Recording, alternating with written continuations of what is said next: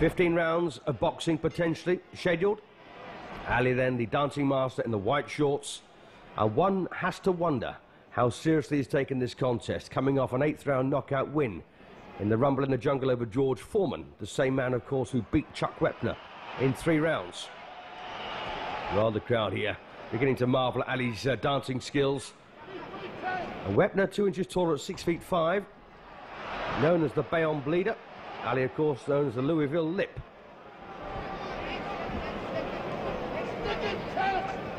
And there's nothing on the record here of Chuck Wepner to suggest he could upset Ali, but this is boxing. Another punch been landed yet by either man. Ali just dancing on the perimeter of the ring here. Wepner stalking him.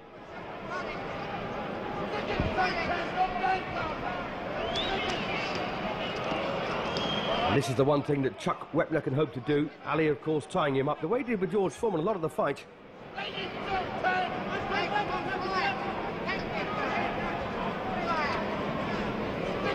So only one serious attack so far in this opening session, and that belongs to Wepner.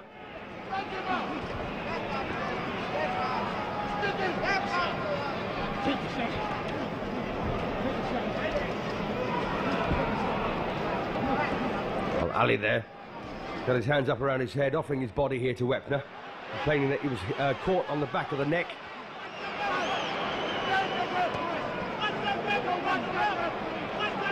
Despite, of course, the appearance here that Ali is so dominant over Wepner, you know, it's about the man who does the work.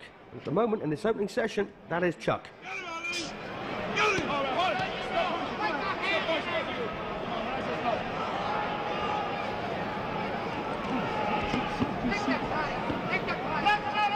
Well, Ali still hasn't really landed a punch of any great note.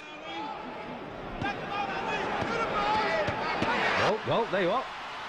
You touch me on the back of the neck and I'll cut you on the back of the neck as well. And, well, that's not very, very sportsmanlike there from Ali. And the referee, Tony Perez, needs to really get on to these two men. And Ali needs to remember as well that the referee there is there to control the contest and anything that may transpire within inside the ropes. And it's not Ali's job to take the referee's role. Well, once again, there, Ali complaining that he's getting hit on the back of the head. But the problem here for Ali is he's actually turning into it a lot of the time. Wepner is crude, of that there is no doubt. And once again, clubs Ali on the back of the neck.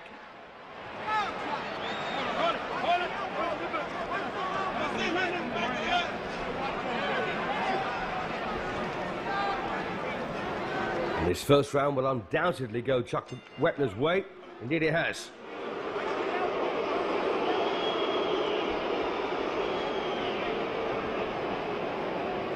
So, just saying there before that Muhammad Ali's win over George Foreman in 8 rounds was most unexpected. Came in 1974 in his very previous contest. And had that punishing points win, of course, over Joe Frazier at Madison Square Garden. But, of course, there have been a couple of losses on the Ali record so far. He was outscored by Ken Norton and Joe Frazier. So, a bit of replay here. Ali retaliating there by bashing Chuck Wepner on the back of the head. Not a particularly edifying spectacle there from Ali. I just wonder what Angelo Dundee would have said to him in that corner.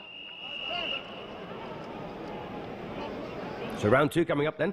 We're scheduled 15.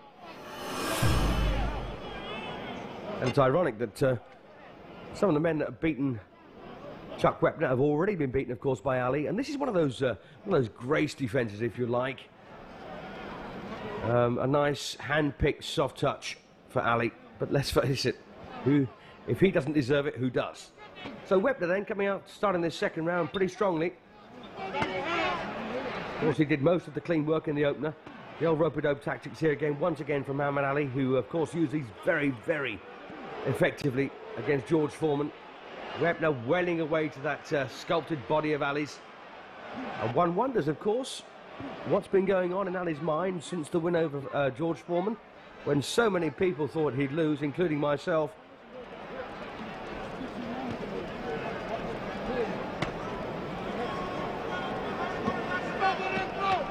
Once again, Ali there striking Chuck Wepner on the back of the head.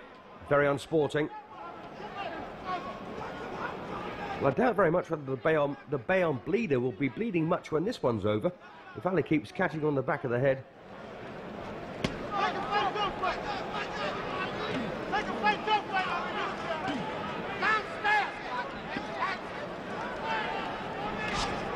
They expect these early rounds to go Wepner's way.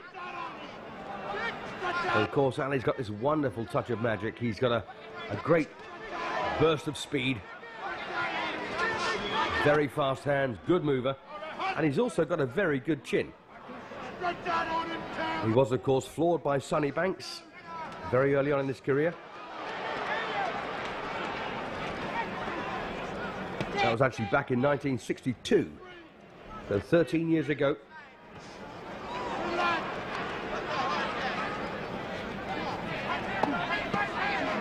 Well, once again, Wepner wails away with both hands. And he's a big, tough guy.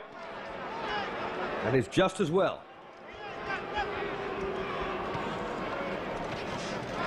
Oh, that's the kind of thing, the classic combination there that Ali's known for. Left and a right. Never been a huge puncher, by the way, Ali.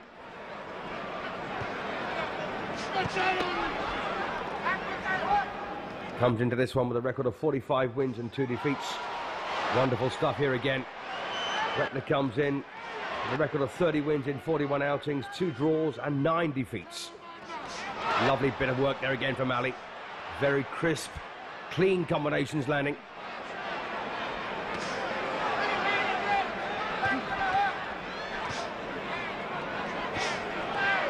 And Ali showing exactly how to win a fight here behind the left hand.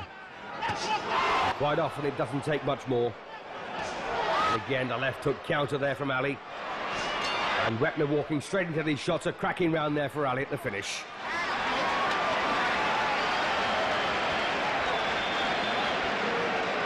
So round apiece then with 2 gone.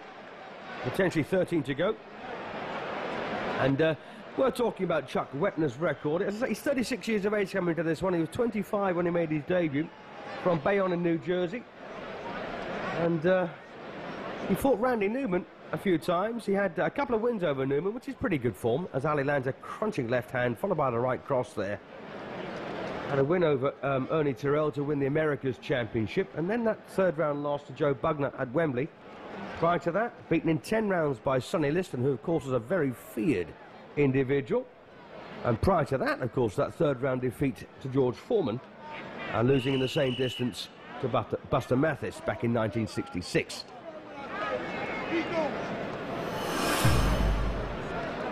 So some good